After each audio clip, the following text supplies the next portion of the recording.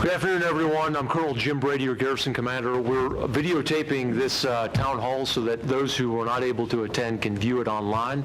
And as we go through the presentation, I'll talk through where you can find it. The slides that are accompanying this presentation will also be online. And that's a part of what we're doing here, this town hall. These are quarterly events. It's an exchange of information. We're here with DPW Housing and their RCI branch, Residential Community Initiative, and then Balfour Beatty, which is our community partner. And we have the staff that's with us to support any questions. And again, we're sharing information, and a portion of this, as we get into the agenda, will be questions and answers. We expect to get more feedback from our residents. And so that's, if we go to the next slide, that goes into the purpose of what we're trying to achieve here. Before we get into this, and I want to give you a highlight for the questions and answers. It's the next slide. So when we get into that, after we give you kind of our laydown of how we're operating here, when we get into the questions and answers, we have two mics set up on either side. You can choose to use those, but again, we're recording this. If you don't, we'll just restate your question so that others can hear it and learn from it. And during this, there's no reprisals. You can stay anonymous if you want to. We just do ask that you are speaking in the first person about your issues. You're not sharing second or third hand information about other people's issues.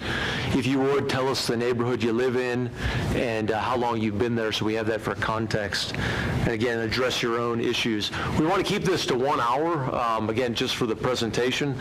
After the hour's over, the staff will stay here to answer any other questions and continue with the dialogue. But again, it's a chance to get feedback. All right, next slide.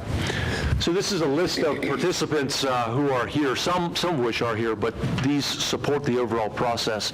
So both myself, I've introduced myself, Colonel Jim Brady, my Command Sergeant Major Gonzalez over on my left. Miss Casaneda is my deputy. She's not here, but she fills in as the Garrison Commander when I'm not available. Mr. Todd Badone to my right is representing the Director of Emergency Services, the Police Division, and he'll give a presentation. To my left, two over, Mr. Phil Roble, the Balfour Beatty Project Design Lead.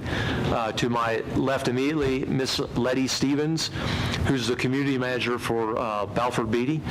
To my right, Miss Yolanda Brown, who's our Chief of DPW Housing. And then we have, again, subject matter experts that are throughout the room. For those that can't see, behind the camera is a group of Balfour Beatty representatives that represent their team with community management and maintenance managers. And off to the far side, we have other RCI and ACS equities here. So if I go to the next is the agenda. So again, this is going to be a little bit of us giving you information, and we're saving questions to the end. So I'll touch on the plain language briefing, the dispute resolution process, contact information, which we think is very helpful. We find that when residents are navigating the process, they sometimes lack what are the key contacts. We'll touch DES for updates on what the police are doing to provide security and oversight. Then a large portion of this will be Fort Bliss Family Homes giving you kind of their perspective on future plans and how they do operations. And then at the end, questions and answers. When we did this earlier today, we spent about 40 minutes in the formal briefing and 20 minutes for the questions and answers. We'll attempt to speed through the information so that you can have a lot of time for questions. We never got to everyone's questions, so when we get there, please keep your questions brief and allow time for others to speak. Okay, going into the plain language brief. Next slide. Okay, it's right there. For that, when residents come in and they're going through their walkthrough and signing their lease, DPW Housing and their RCI branch comes up and provides each resident with a plain language brief so they understand what their rights are. And as the Army went into the privatized housing business, and we went through kind of the hurdles of how we're going to work together, we wanted to ensure residents knew what their rights were. You know, rights to good quality housing, rights to good and quality maintenance, and with that comes communication. And there's other rights that go with that, a right to dispute, which we afford you that, and we work through that. Again, and the Army in this aspect because we're working with a privatized partner, we are advocating for you, all right, to make sure that we are all working together to get higher quality housing. Other things that deal with tenant bill of rights kind of go with standard renting, right? So you got a landlord and a tenant, and each has obligations when you sign a lease. So the tenant is saying, yes, I agree that I'm going to do my fair share for maintaining the home. If there's anything broken, I'm going to attempt to alert the landlord for a quick fix because we don't want things dilapidating. And then there's going to be another resident. And then landlord has expectations of the tenant. Some of that is, hey, you know, the appearance of your home from the outside. We do expect, and it's in the lease, that you're taking care of your home and making sure like the grass is cut in the backyard. For Balfour Beatty, they'll do the front. If there's landscaping, again, we want to make sure that you're taking care of your home because you are temporary in that and there'll be another tenant thereafter. The rest of this plain language briefing is on our public portal page. So that's where I want to do a little aside. I'll get to this in more detail later on. So if you were to just search Fort Bliss or U.S. Army Fort Bliss in a internet search engine, you should find a usarmy.mil website that allows you to see a standard Garrison website where you see the tenant units, the command, and you're able to see the Garrison. And in there, you're able to drill down into Directorate of Public Works and their housing branch. As we get to the end, I'll talk about Digital Garrison app, which allows you to quickly go to that. But that's a mechanism where you'll find all our information from the Army housing side with this plain language briefing, videos on past town halls, and you'll see the questions and answers dialogue as well as key contact information. So that's where the rest of it is. I want you to keep the plain language briefing in mind when you have your questions because we'll go back to that for what the responsibilities are. All right, the next is the tenant informal dispute resolution. So there's two forms, an informal and a formal. The informal is the mechanism that's at the installation level. The Garrison Commander arbitrates between the landlord, Balfour Beatty, or another RCI partner, and the tenant, right? And the Army, the Garrison Commander, is there to be a neutral person that allows the negotiation to work, right? If that negotiation does not work, and we've tried to work issues and requests by both parties, then there's an option to go to the formal process, and that just elevates it to the IMCOM level, where the IMCOM commanding general or the delegated G4 representative will then arbitrate the process. And with each process, there's different outcomes and options. So informal, you can do different things than the formal process, and of course time is involved in that. Again, there's more information online about this process. Next slide. This is a list of government points of contact, and so again, we want to make sure that you know who to contact, right? And this is a list of the government, not the Balfour Beatty. When they go into their briefing, they're going to describe how you contact them, but for the government who's your advocate, this is a list in this presentation. You, again, can find it on the DPW housing website, but you've got the RCI contact, again, Residential Community Initiative. That's your primary advocate under DPW. The housing chief, Ms. Brown, is also available to elevate an issue to. The DPW director, Mr. Al Riera. Again, if you're finding issues, he is responsible to me for the housing program here. The deputy to the Garrison Commander, I've already mentioned, Ms. Castaneda, and then myself. There's also an Army hotline that you can call. As you get to the website, you can also find email accounts that you can email if you cannot call.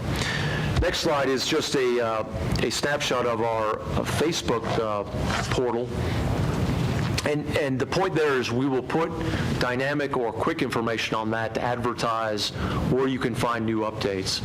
But for the standard DPW housing information, it's on the public portal. Again, at the end, when I touch the Digital Garrison app, I'll go through that.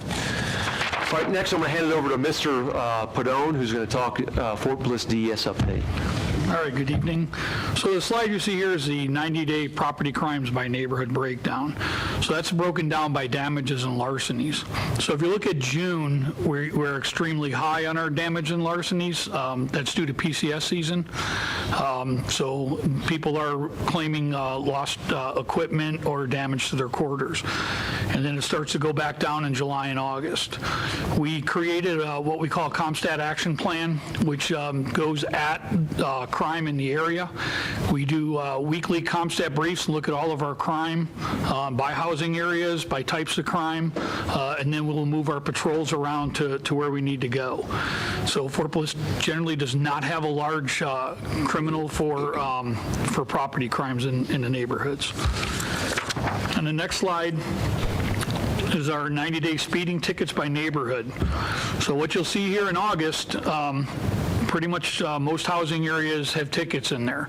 So what we did was we took the ICE complaints, we took the comments that came into us in various ways, created another action plan for that, which went into what we call a special traffic enforcement plan, or a STEP. And we said, okay, we're going to be in the housing areas, and we're going to start writing tickets around the schools and looking at people crossing the street and just doing all safety stuff in the neighborhoods. That comes out of a bigger action plan that we had for the housing areas, which we did for almost a year, and then we incorporated that into our daily stats and numbers of how many hours do we spend in your housing area. So every day, every shift, we break down our hours that were in there, and then we break down the tickets that we wrote, the reasons that we wrote the tickets, and then this is reportable to Garrison Commander every 2 weeks under a running staffed estimate, and then we brief that monthly to him, and then we brief it quarterly up to MCOM, and at some point the CG's briefed somewhere in there. So our action plan was actually came out as a best practice for MCOM. We've given it to 3 other installations, and they're using it. And like I said, we update these and track our hours every day on the patrol logs. The next slide is our updates where we talk about the fundraising, the solicitation. Number 3, if you look at the point of contact numbers, what we ask everyone is please don't use your Facebook pages and your communities to report crimes to each other, because if we are not aware of it, then we can't record it and we can't track it in our CompStat to know where we need to send patrols or what we need to do on steps and those things like that. So. And I will tell you, over here we have badges and we have coloring books and crayons that we brought. They're for the kids, so remember kids, we'd appreciate that. Hey, before we go on to the Fort Bliss family homes update, just want to make a note of the way we've been executing the town halls. So I'll go back 1 year, September of 2021, we had our last standard quarterly town hall. This complements what Chief Badone was saying. After that point, we went into a walking town hall series, and we did it monthly and went to different neighborhoods. That allowed us to get out and see firsthand what the issues were. We advertised that with the neighborhoods, and we can see if there were physical security or safety issues. We also got good feedback from our residents about what were their likes and dislikes. And so we continued that all the way up till May, and we used that as our quarterly town hall by getting after those neighborhoods. And so the last one we did was in May. It was not well attended, and so it seems like the walking town hall series allows us to get more feedback. And so this is our next one. Just looking at that process, what we're going to go to is 3 town halls a year, 1 in September, 1 in January, and then 1 in May. In between the September and May one, we'll do walking town halls, so that'll be October, November, December. Then after the January one, we'll do February, March, April. And then during the summer surge, we'll make a judgment call on whether we do another one, but our focus is on accommodating families. So I just wanted to bring that up for the way we get after feedback. Okay, over to Phil Roble, who's going to lead our discussion, and then over to Letty after that for Fort Bliss Family Homes. Thank you, Colonel Brady. So I'll address the agenda for Fort Bliss Family Homes. We'll be discussing the out-year development plan, updates on COVID-19, the work order process, home-based businesses, community reminders, issue resolution process, and BBC scholarship winners for 2022. Next slide, please. On the next slide here, you can see that we're discussing the development plan that's going to be going on for on the housing. This proposal has been submitted to the Army. We received our initial approval. We're getting our final bids in for pricing, and then we'll be submitting that for final approval. Some of the issues that will be addressed will be dead tree removal, plumbing issues. We have some water leaks, landscaping, HVAC conditions with ductwork, exterior painting, roofing, and then playgrounds and ball courts and encapsulation of lead-based paint. And like I said, that's hopefully will start the end of this year, fall of '22, and take 5 years. So by end of '26, it will be all completed for this scope. Next slide. So with that, we have additional work that we're doing on top of what's proposed already, and that we're already started was on refurbishment of the landscaping. Outside the gate last year, there was a major storm, and as a result of that, we had roughly about 1,100 homes that had impacted the landscaping in their front yards, common areas, and everything. So we've already started doing that work. We got approval to do that with insurance funds and everything, and so we've already completed Lower Beaumont and Hayes, and we're in right now doing Lindquist Heights. So that's roughly about 300 homes we've addressed, and then we'll be going to the north end of Paso del Norte, Logan Heights, George Moore, and then the 108s. So the intent is that we'll be done in about another 4 to 5 months, depending on how everything goes. One other issue that we're going to be working on is the new roofs in the 108s neighborhood. That is getting final approval by the Army, and we're replacing all the roofs in the 108s neighborhood once final approval is received, and hopefully we'll be starting here in another 4 to 6 weeks, the intent is. The last issue is the playgrounds and ball courts. This is twofold. We are doing some work. We started doing some of the maintenance work and some of the playgrounds, making sure all the bolts, everything safety is all in place. We'll be replacing 2 or 3 playgrounds during this process and replacing all the sunshades. Then also we'll be pulling all the work out from the out-year development plan that I discussed initially and bringing that in-house, and I'll be overseeing that and redoing the playgrounds, removing some of the ball courts, some of the playgrounds that are in disrepair, replacing accordingly. We did listen to you, and that's a big issue that's been discussed, so we'll be doing all that. Also, we're looking at putting at least 1 dog park in, maybe 2 dog parks, we'll see. But we'll be submitting a big plan and announcing it, explaining what we'll be doing, how it's going to be phased, so then you're aware of what's going on in the future. So we'll be basically taking it from 64 playgrounds down to 46 in the whole footprint of all the different neighborhoods that we have. And that's all I have. Good evening, everyone. My name is Letty Stevens, and I am your community director. So kind of going on some of our slides, and if at any time you need intermission to go get a drink or anything, I completely understand. I have quite a few to brief. We are just letting you know, with our COVID-19 statuses, all the offices have officially been open. Just to let you know, if at any time you are feeling ill and you do need to speak to a representative at the office, we just ask that you wear a mask, but you're still more than welcome to come in at any time. Same thing with our maintenance department when they're going to your homes. They will increase their safety. They should still be wearing masks.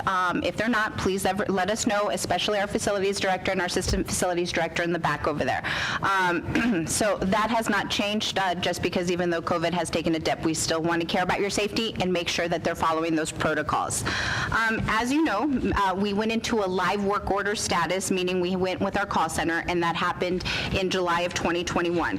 With your live work order agents, they are available 24/7. You're still going to be utilizing the telephone number that was provided to you during move-in, which is that 915-564-0795 or 915-564-0459 number.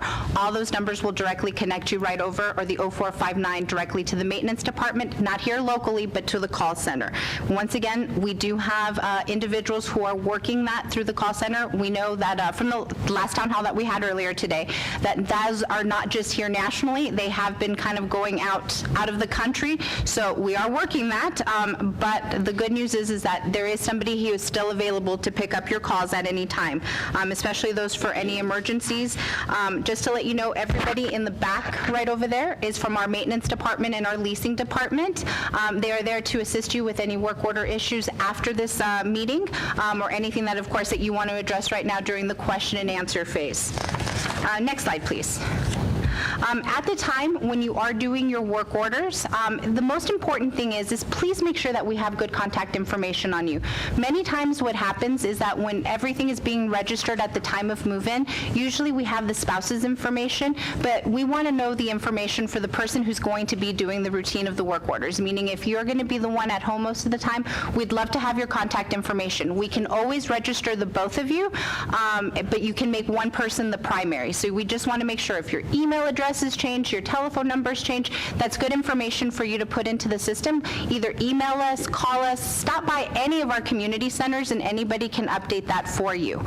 Once a work order is generated, and one other important thing, if you are putting in a work order and it's an emergency work order, please call it in. Do not put it in through the portal on your phone, because that'll go in as a web entered, and those have to officially be pulled out from our service coordinators in order for those to be scheduled. So say, your home is flooding, if you have a fire, please call 911 first, and then of course let us know.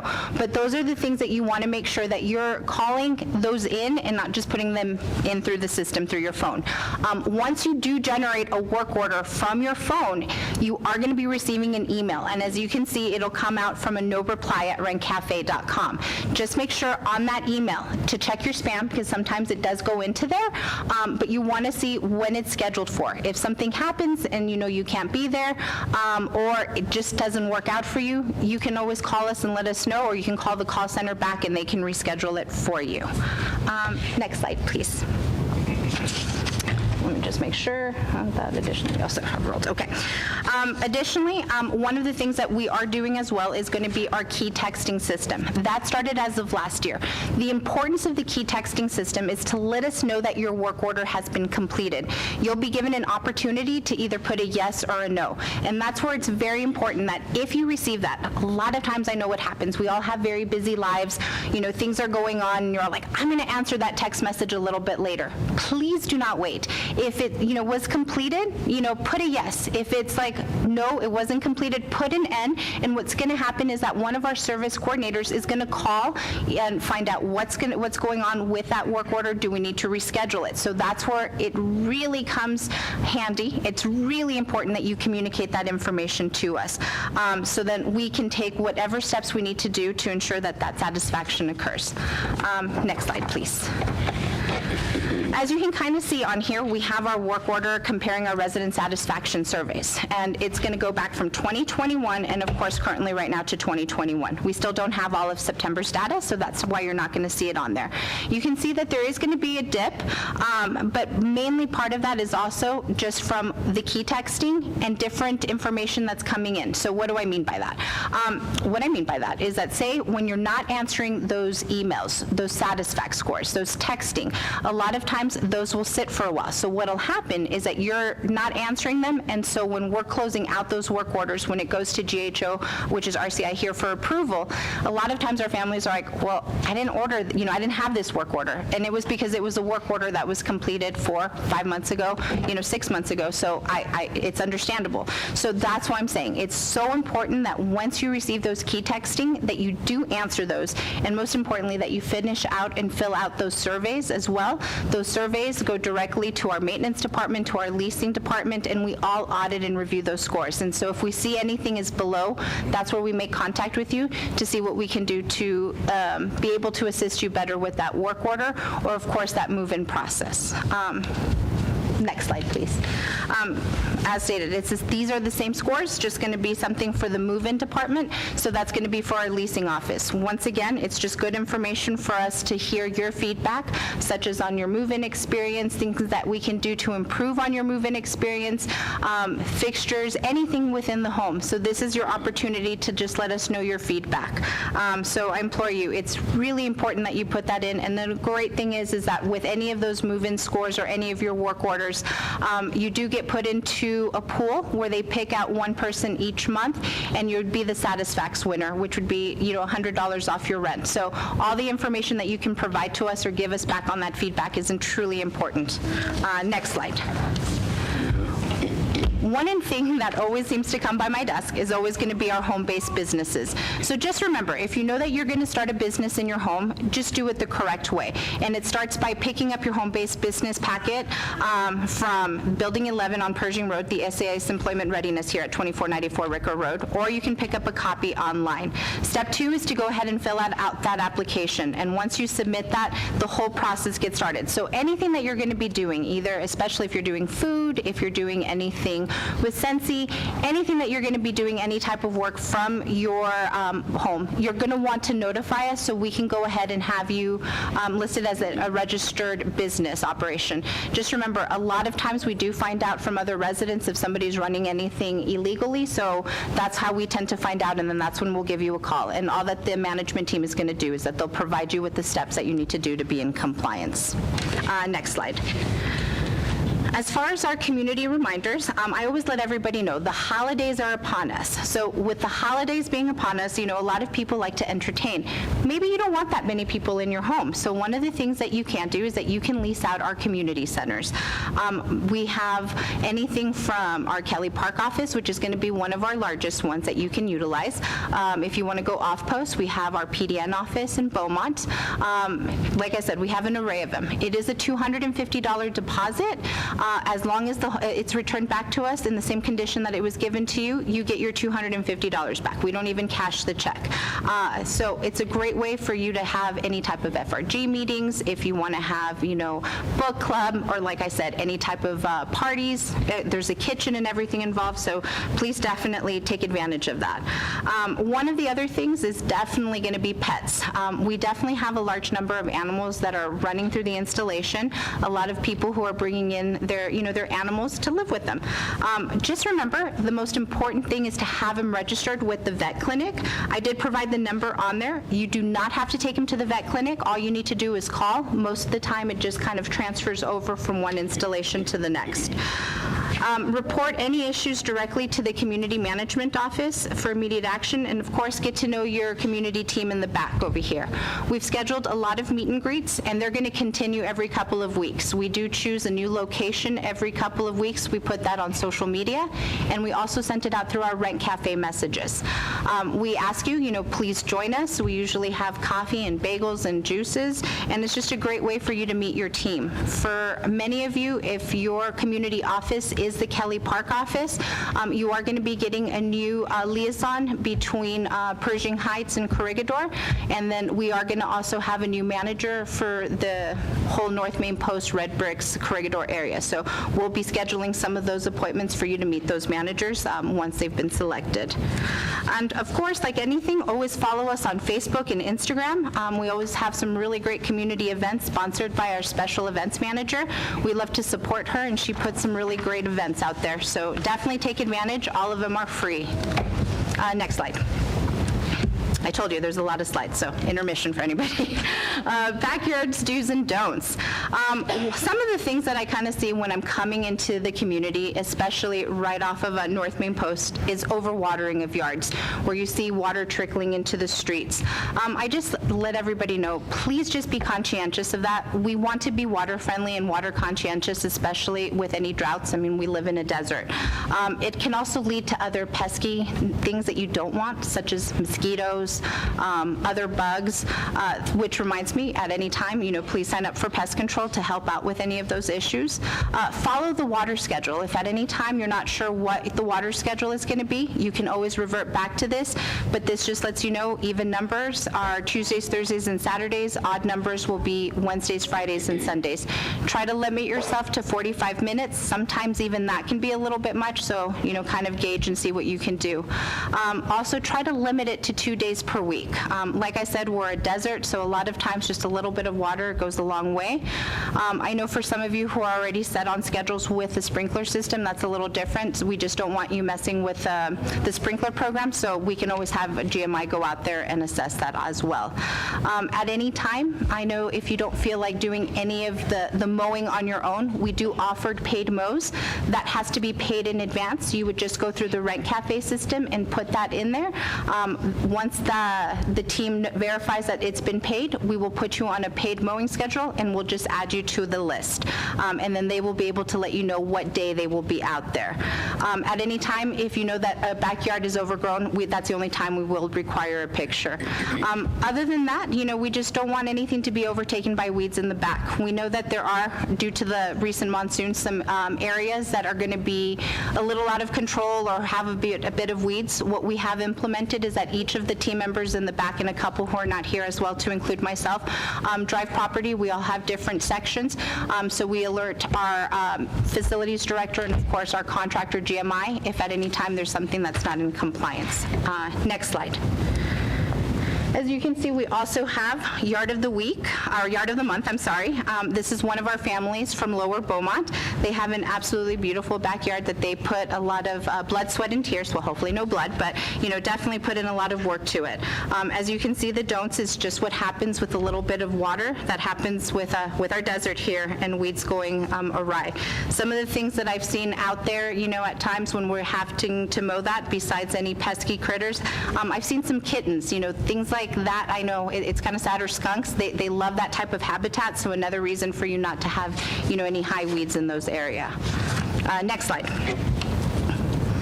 Now that the fall is upon us, which is going to be personally one of my favorite times of the year, a lot of people are going to be burning different candles. Just remember, do not leave those unattended.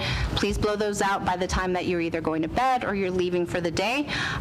Do not remove any fire stops from your stoves. Now, not all communities will have them, because I know like certain areas in Pershing Heights, you don't have them on your stove, but you can get a fire extinguisher from our maintenance department. With the fire stops, those are to extinguish any fires that happen on the stove. So once again, it's just important that you leave those there. Aesthetically, you really can't see them, but like I said, they are important. If your smoke alarm starts chirping, it means that your battery is low, so we just want to make sure that you take care of that as well. If there is ever a fire, please pick up the phone, call 911 first. Let us be your second call. With that also, fire pits are permitted as long as they're 30 feet away from the home, and no bonfires are ever permitted on post. Next slide. This right over here is going to be our rent cafe and contact information. It has all of us here in the office. It has myself, Phil, and a few other people on there, as well as everybody in the back. That will also be updated with any new managers that start. You can always go through our website for Fort Bliss Family Homes and just hit contact information, and you'll see us all on there. And like I said, there will be a couple of updates once we add a couple more managers to the team. Next slide. As Colonel Brady mentioned, we do have some walking town halls. These are some of my favorite things to do. I love getting out to the community and meeting different people, and so does the team. So the first one is scheduled for October 18th in Chamizal Vista. November 15th will be Corregidor, and December 12th will be Logan Heights. We do different things also to keep it a little bit spicy and a little bit fun. We do have individuals who like to dress up in costumes. We do give out, snacks. It gives an opportunity, if you have your little ones out there, it gives you an opportunity to meet us, and we kind of help you entertain the little ones, especially when we have Santa and everything out there. Next slide. Issue resolution. What if my issue is not being resolved to my satisfaction? Who do I talk to? This right over here gives you a couple of different numbers from our community experience managers from Kelly Park, Mr. Arnold Loya, to Ms. Kylie Paz over at our PDN office, and she oversees a lot of the outside areas. My number as well for the community director, and like I said, you can always reach out to us anytime. Our facilities director, and of course, we also have another community experience manager, which is Ms. Ale Rodriguez. If any of you have ever worked with her, anytime that there's a displacement, she'd be the one to assist you. Our quality control specialist, which is Mr. Danny Lee, to go out and QC a lot of our work orders, and of course our helpline, which is going to be a direct line to our corporate office. Next slide. This year was actually a really great year for our scholarship winners. I always like to emphasize that our scholarship winners do not just have to be your kiddos. It could be yourself, it could be the service member, anybody in the household.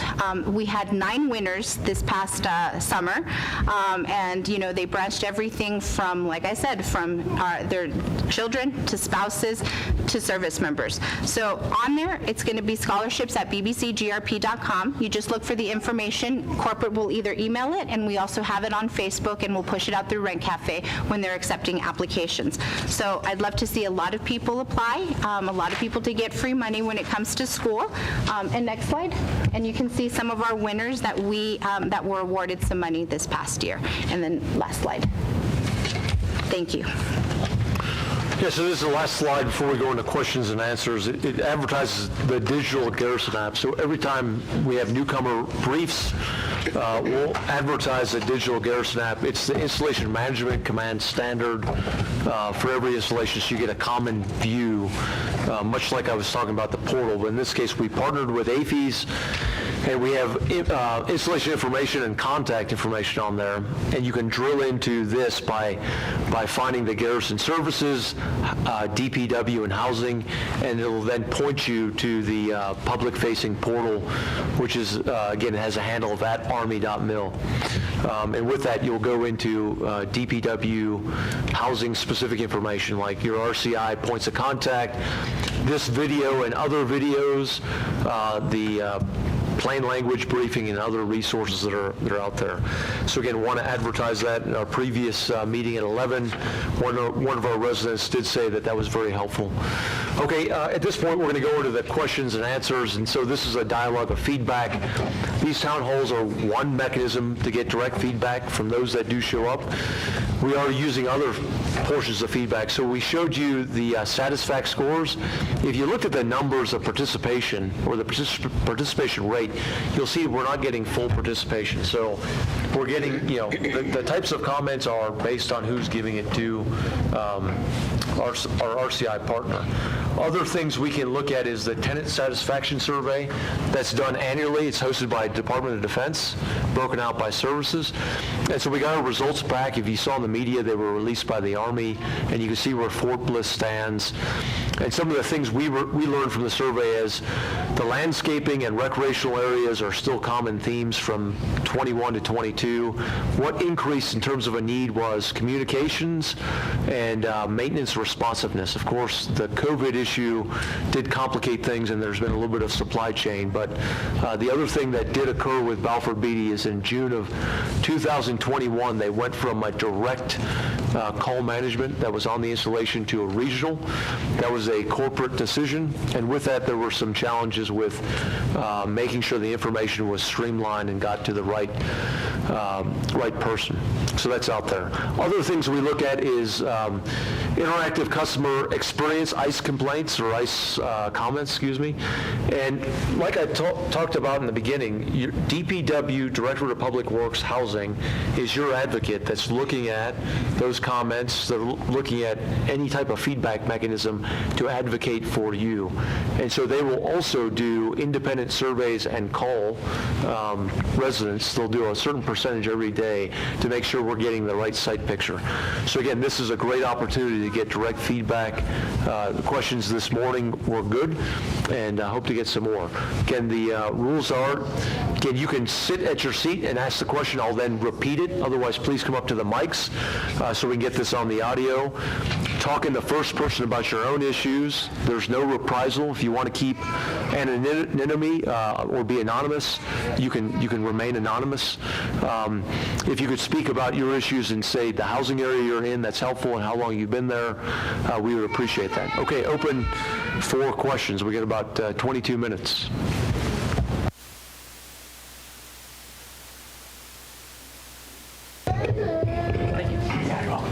Hey, sir. Thank you. Chris Moss from Cozumel. First thing, shout out to Claudia and Raymond. Were at my house the other day. Super appreciate both those people. Raymond's the maintenance guy. Claudia's the manager. Anyway, Chief, question for you. Been here a month and a half. We've had 2 things stolen from in front of our house. Nothing of like significant value, so we didn't call and report it. How do we handle that? Because my son literally watched somebody walk off with a suitcase we had in front of our house. Okay, call us. Okay, all right. That's the first measure. That way, 1, we can track it. 2, if you call us it's happening, we can respond. There's, I'm not going to give how many patrols we have, but, you know, you've enough patrols in the area with the ACPs that if we get a description, then we can generally catch them pretty quickly. Okay. But yeah, I ask you to call the dispatch center. Okay. It's 744-2115, and then immediately report it. Okay. Thanks, Chief. Hey, to add on that, so then, Chief, if you could talk about, there's a police report generated, and then you start to get a pattern identified so that you can actually change your patterns for the police force, right? Correct, and that's what we talked about with CompStat. It's computer stats, and that's what we crime map, and then we put all of that together, and we do that every week, and then every month and every quarter. So we track everything that everyone tells us. Any other questions?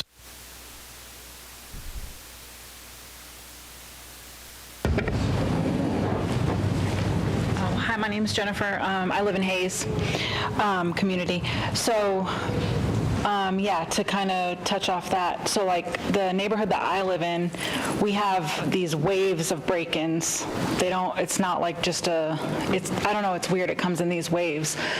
So I was wondering, is there, I mean, I know I heard you say that you couldn't say like how many patrols are out, which obviously, but I personally have only, have lived in the neighborhood for 2 years, and have only seen a police patrolling twice.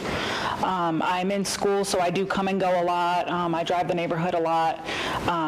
Neighborhood safety is like super important to me. And personally, I have never had like someone attempt to break in, but as with many of my neighbors, our husbands are gone a lot, and it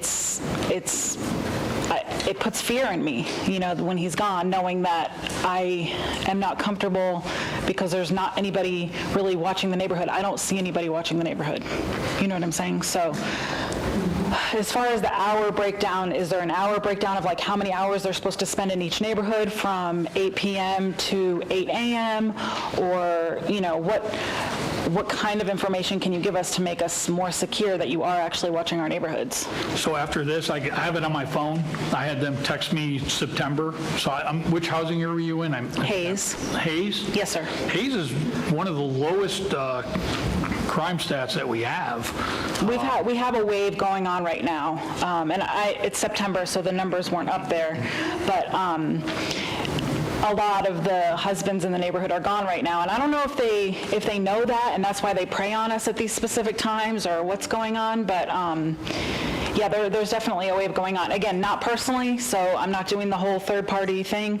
I'm just saying, discussing it with my neighbors, with my friends in the neighborhood. If I could ask you a follow-up question, what do you think about the street lighting and just the physical security lighting in the neighborhood? The entrance, so I live near an entrance, and near the entrance is fine, but I've driven down middle streets where have been like no lights. Yeah, so I can respond to that. You know, there's the 1st Armored Division Field Officer of the Day, and they have inspection requirements for the garrison and the installation. Just recently, we focused them on looking at the housing areas, and they're starting, and we asked them, look at the lighting, the fencing, and the physical security, and they're starting to come back with reports of lights that are inoperable. And so the way we have to tackle that issue is, if there's a light that's in the housing area, there could be a chance it belongs to DPW because the property's different, right? Majority of the time it does, right? Or it could belong to Balfour Beatty. But getting a work order started, if you get misrouted to Balfour Beatty, it should go to DPW for solution. You want to talk about lighting at all in terms of Yes. In fact, we have a team who have been driving the neighborhoods, annotating any lighting that is out. We usually do this in October, leading up to Halloween, obviously, for trick-or-treaters to make sure that all lighting is up and operational. So anything that we find either in the BBC footprint, we will report it to them immediately. Anything that's in the Army, DPW responsibility, we will call in work orders for the lighting. Okay. Chief, if you could talk about what is DES's response if someone in, let's say, Hayes neighborhood calls with a suspicious report, like they suspect someone is doing something nefarious. Do you immediately respond? Or? We will immediately respond if you call dispatch, 744, that's how old I am, it was 568, 744-2115. Again, I'm really interested to talk to you. Yeah. As you're talking to your neighbors, are they saying that they're calling us and reporting this? Yeah, so, I mean, again, we can talk later, but I have reports of them. Yes, they submitted police report. They said MPs have came, investigators have came, they've taken pictures, they've made a report and everything. And I know of 4 for sure within the past few weeks. Okay. And then have you seen or heard of any green cards called a courtesy card? I have not personally seen them or heard of them, no. Okay. So in June, as we started our action plan for the larcenies, we're going out if your garage doors are open or, your lights aren't on, then we're leaving you cards to kind of let you know, hey, it's 2 o'clock in the morning, your garage door's open, we're here. We don't like to knock on doors after like about 10 o'clock because it doesn't end well for the MP knocking on a door at 2 in the morning, say the garage door's open. Mm-hmm. So we'll leave it, we'll annotate it, we'll continue to drive by it. But yeah, we can definitely talk after this. Okay, I have one more small question for you. So, if the spouses, like the husband's deployed, do you guys offer any?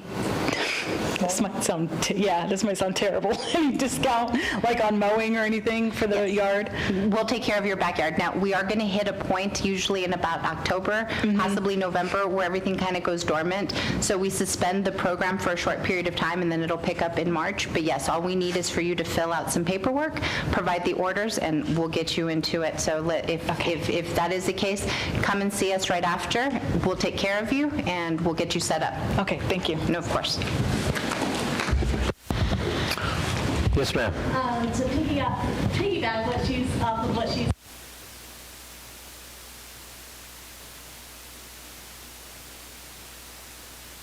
been a few months, I've noticed people walking around the neighborhood that don't look like they belong there. We're right behind Dyer Street, which is not the most pleasant place to be. And I also noticed like cars parked at the end of our street where there's kind of like almost like a cul-de-sac. And recently I was told that there were only like 3 MPs that are on duty in charge of the off-post on-post housing. So I was wondering if you could talk about that a little bit more, how, like she said about the police officers, how often are they supposed to be coming, and what else we can do to ensure safety. No, thank you for that. So for those who are viewing this later for the camera, the question was again about crime and security in neighborhoods and keeping residents aware of patterns of we'll say the police to ensure that they are responding to spikes in crime. And so I'll hand this off to Chief Padone. Okay, so patrol-wise, I will tell you there's more than 3 that are in that area that we have driving through within any timelines. We expect them, depending on the calls and the taskings we expect them to spend 1 full hour in a housing area and then 30 minutes in a school zone. So in the 8 hours, that can be broken up at 15-minute intervals, half-hour intervals, whatever it is, because we can't really tie them down to exactly, you got to be here because of the call volume. When you get to a priority 2 call, that is a call that takes 2 responding patrols, so then that will pull somebody away from your housing area. But then we do reshift and refocus and start sending cars back. We average 68 calls a day on Fort Bliss for police response, and we run that every quarter through our CAD. So I have not broken it down by shift, and that's how we kind of balance our vehicles out and our personnel out, but that is 68 68 calls a day, we could be 5 to 6 calls in the hole when we get on shift that we have to go out and talk to people. Again, that doesn't matter to you when somebody's in your neighborhood, right? So again, I tell you, you call. If you see something, say something. And again, I will talk to you, offline when we get done here. I've already texted my intel officer, because if we had a spike of 4 crimes in just this month, then he should have caught that and should have said something to me. So I'm sure he's got his laptop at home and he's going to pull it up right now. And one more question. I've noticed like at the entrance of our community, there are gates there that are never really closed. And just wondering if that's supposed to be keeping people who aren't supposed to be in the neighborhood out, or what those are for, if there's a plan to have some kind of MP station or some kind of, facility on that grounds. So that's a physical security question. However, I can answer that. No, we have no plans to put anybody out to check IDs out there. It doesn't really warrant it right now, especially with personnel and money-wise, but our crime is really not that bad. I can't speak for physical security as far as if there's a better plan or a bigger plan for this, but as now, I've heard nothing about putting any gate guards out on the out there. The gates are there in case we have to shut down, right, if we go to Charlie or Delta, and then that's why those gates are there to lock everything down, and then you would have guards at Charlie or Delta. Did you want to comment on that? So, just a couple of things, because I know that a lot of families have also asked us in the past, like, can we put any type of key access in order for things to go in? The thing to remember, unfortunately, is that a lot of that information sometimes is shared with other individuals, delivery people and everything. So at many points when you make something with all those, key access things, it becomes non-usable with the amount of people that sometimes give out that information to friends and family. Some things is like, Chief Padone said, just always report. I think, a lot of times people use avenues such as Facebook and everything to report just because, we've kind of seen it. We employ a lot of military spouses, so, like they let us know, like, hey, there's a crime or anything that tends to happen in this area. So they let us know. Let us know in retrospect as well, because what we do is that we share that information directly with Chief Padone, and, we can definitely be the one to assist you when it comes to that. The other thing that I just always tell everybody, and I haven't seen it as much from, when I first started here with Fort Bliss Family Homes, but sometimes, a lot of people end up putting, different ribbons, or they put different things, kind of letting people know, like, hey, the service members deployed, kind of veer away from that, or putting that information through social media.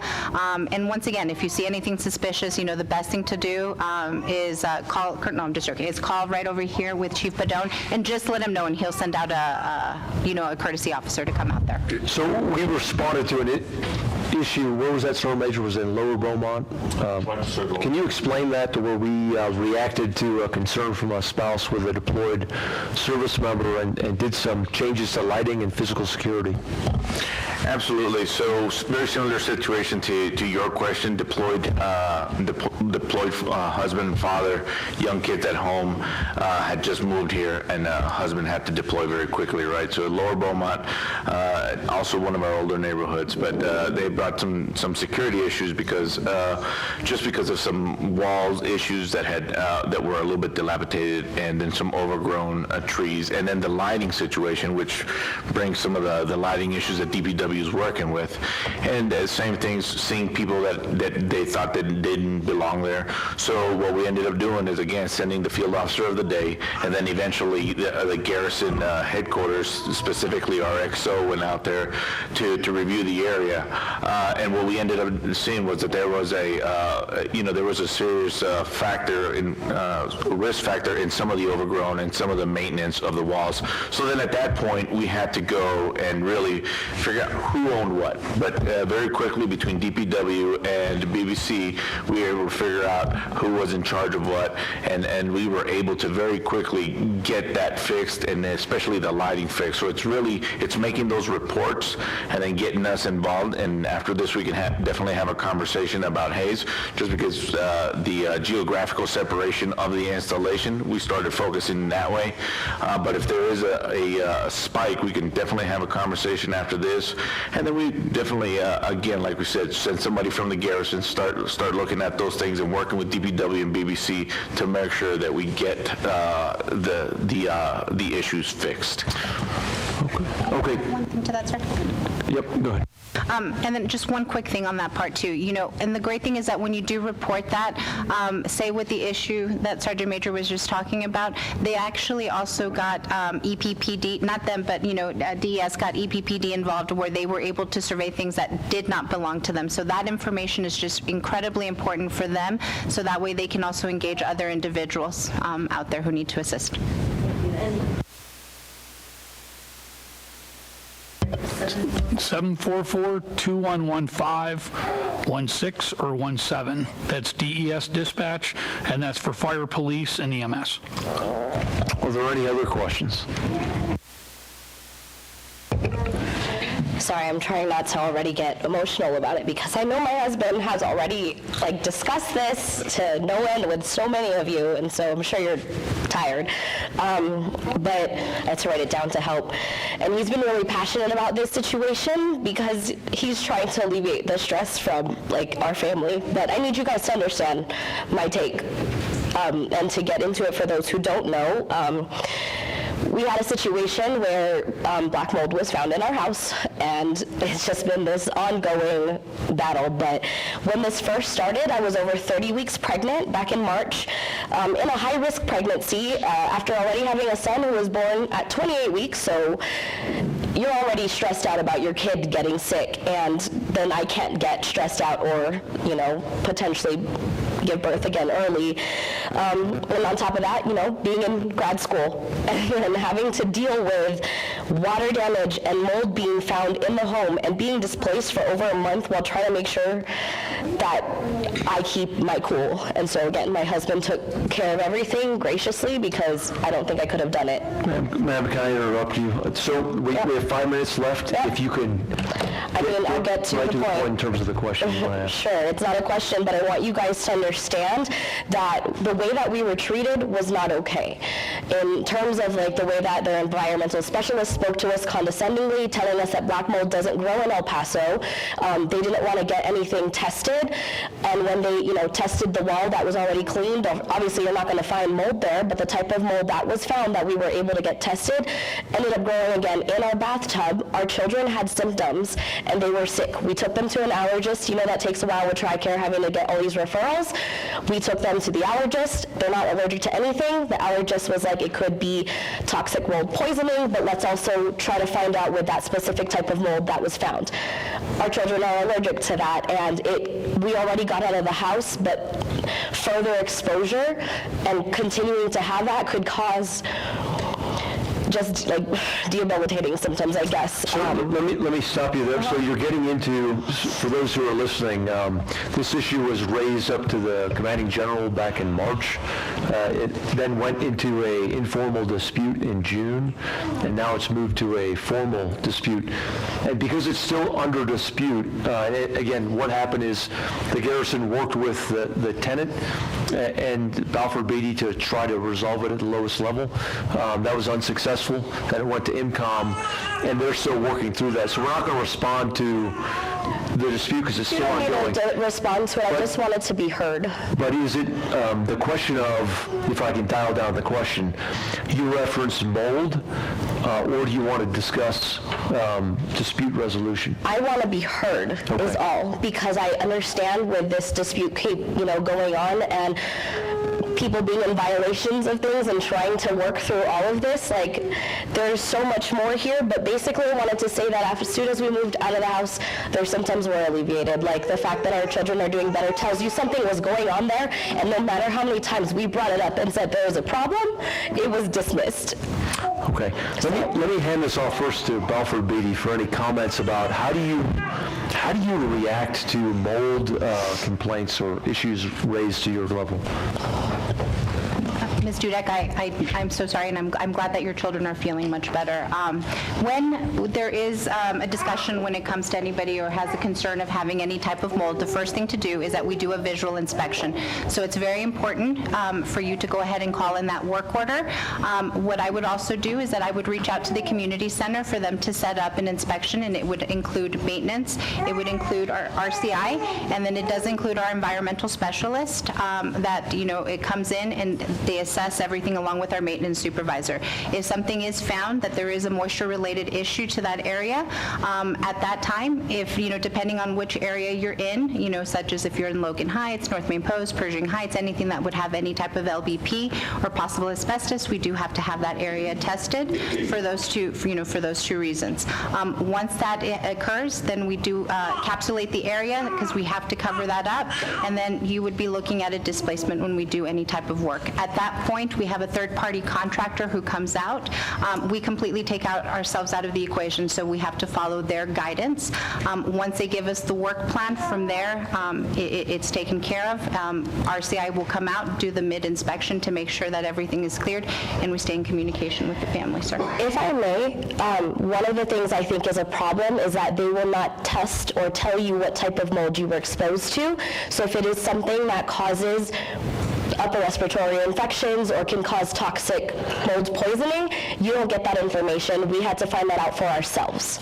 Let me thank you for that. And so if I can ask this question, in terms of the dispute resolution process, do you think that there's an issue with the way Fort Bliss or IMCOM was executing it? I think there's just an issue with everyone's overall communication and the fact that after, higher-ups such as yourself tell them, hey, you need to do this, they don't do it. And so it's who's in charge here and who is the person that's supposed to be taking care of us and following through, because we've been in this whole battle since March. And the reason why we didn't move out sooner, we were waiting for them to provide a house, which, Letty already said that September 23rd we would have had a house, and we weren't told this until August. We had to ask about it. We decided we needed to get out of there right away. Our 4-month-old daughter was having a hard time breathing at night. And I don't know if any of you guys have seen your child stop breathing, but I've seen my son go gray. And that is the worst feeling you can see. So when your daughter starts to have trouble breathing, you will do anything you can to try to figure this out. And I honestly gave everybody the benefit of the doubt that they would help us. It just honestly felt like so fake to my face. How are you doing? How's your baby? What do they really care? So I don't feel like there's really anybody in charge of anybody, because they didn't listen to you guys when you said that you need to do this. So that's probably what it is. No, thank you for that. So again, right now, for those that are listening, IMCOM is looking at that, again, as it's in a formal process, analyzing what the facts are, verifying the facts, and trying to work with the tenant and Balfour Beatty to come to a formal dispute resolution.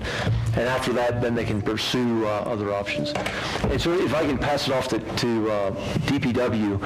DPW is an advocate for the tenant, is there to kind of oversee what Balfour Beatty is doing, and we bring in other options. So Yolanda, if you could talk about, for mold in particular, what other things does the government bring to bear to verify mold or issues with a home? Yes, sir. So what we do is we also bring in industrial hygiene, which is a government MedCom representative to come in and also evaluate the home. They're able to do the medical side of it. We stay out of that due to HIPAA, but they do work with the service members and the families to do all the testing and to talk to them about any medical issues or concerns. We also ensure that they are registered in a website so that it is kept in that website for life, so that later, if there are any issues or concerns, it has been documented in a government database, as well as we, again, work with the service members and families to try to, again, resolve it at the lowest issue, at the lowest level, and then we will assist the service member in submitting an informal dispute and then move on to the formal dispute if required. If at any time during your oversight oversight process, if you identify that there is a life, health, safety issue for the family, you also have one other option, that's displacement. And who makes the call on displacement? So, sir, it would be BBC. However, if we feel that displacement is required either on our own observation or MedCom's observation, then we will work with BBC to ensure that they are displaced. Right, and there's mechanisms to elevate that. So again, if there's a condition for living, and again, mold, there's different reasons for why it starts. If you stop the moisture that's growing the mold, you can start to mitigate it. But if there's a life, health, safety concern, the option is, or the decision is to get the family out so you can immediately mitigate that. And then Balfour Beatty is also looking at whether that's still a suitable dwelling.